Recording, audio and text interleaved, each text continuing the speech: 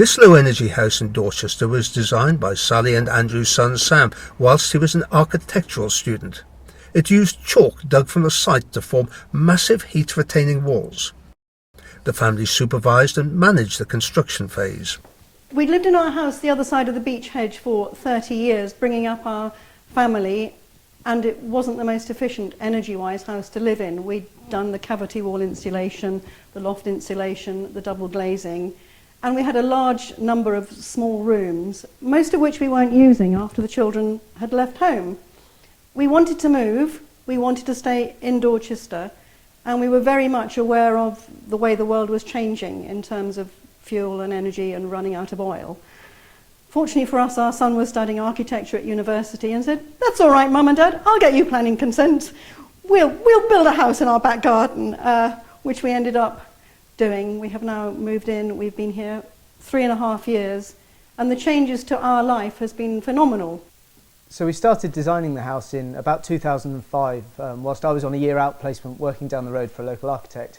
Mum and Dad wanted to move into a smaller, low-energy house, which would be energy efficient and cheaper for them to live in, which had fewer spaces and more of an open-plan feel.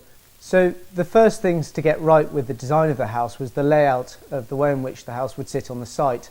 We decided that we'd put the house on the worst bit of the land so that it was on the north side and looked towards the south and towards the east. And that way we maximised solar gain for the house so that it could be passively heated and naturally daylit. And those two things have the biggest energy saving impact of all of the principles of the design of the house without any of the technological systems themselves. So having got the basics right, we decided that we would sink the house into the ground in order to get planning consent so that it had low visual impact and low environmental impact. Having decided to sink the house into the ground and make it partially subterranean, we quickly realised we'd be extracting a huge amount of chalk that the Dorset landscape is built upon. Instead of taking the chalk off the site, we decided that we could build with it and use it to ram thermally massive walls. Those would then have great thermal mass, which would stabilise the internal temperature of the house throughout the winter and the summer by absorbing the heat from the sun's rays and storing it to re-emit at the night time. The other half of the house is then a timber frame built using glulam timber, sustainably sourced, as well as all of the construction timber that we use to form the chalk itself, which in later parts of the construction became the floor, the roofs and the wall of the house, with every single bit of plywood, timber and screw that we used recycled. That then enabled us to form large glazed openings which face the right direction to let the sun in so that it absorbs as much heat as possible. And then floor finishes on the ground floor, such as the black slate, enable further solar gains to be absorbed and used within the house effectively. So behind me here is the ram chalk wall itself. What you start off with as subsoil, within very quick process becomes superstructure. It's almost like solid limestone by the time it's completed, and as a result really doesn't have very good insulative qualities.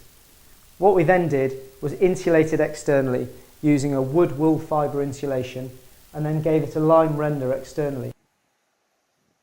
One issue of making a super insulated, highly airtight house is that you need to control ventilation to the spaces. What we chose to do in this example is use a mechanical heat recovery ventilation system, and that supplies a constant supply of cool, fresh air, which in the winter extracts air from warm, damp spaces and passes it over a heat exchanger, so that the supply air to the living rooms and bedrooms is pre-warmed, thereby saving energy.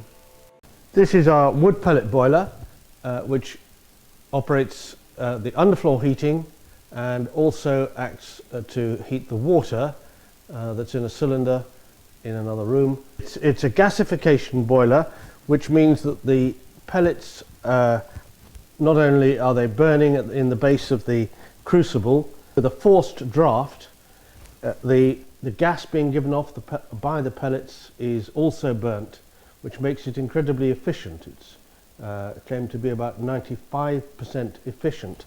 With sacks of pellets, 10 kilogram sacks, and you just open the top and pour it in. It produces very little ash.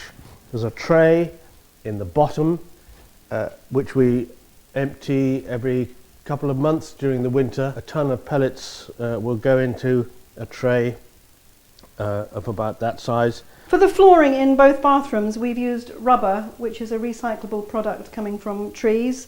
It's very soft and warm to walk on, very easy to maintain, and an absolute delight. We've also used recycled plastic bottles that have been compressed for the worktops in both bathrooms. Again, it's very easy to clean and very forgiving. It shows no dirt at all. It's excellent material.